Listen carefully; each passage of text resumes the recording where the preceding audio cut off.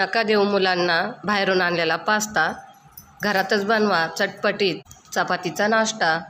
तर मैत्रिणींनो, कसा वाटला हा उखाणा? तुम्हालाही असेच काही उखाणे येत असतील तर मला कमेंट करून नक्कीच सांगा। आज आपण शिल्लक राहिलेल्या चपातींपासून मस्त चटपटीत असा नाश्ता करणार आहोत। तर हा नाश्ता मुले आवडीने नक्कीच खातील।